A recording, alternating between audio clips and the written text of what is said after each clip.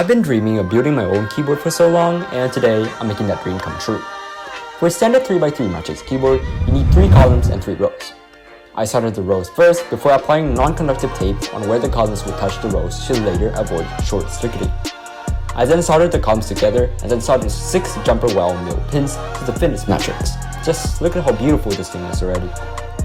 Finally, I attached female to the holes 3 to 9 on the Pro Micro, and after a bit of coding, I tested it, but it didn't work. It turns out that sometimes the board can get a little bit glitchy.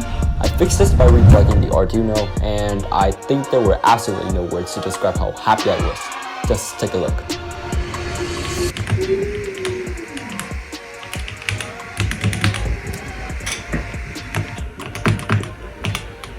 Oh my god, it worked! So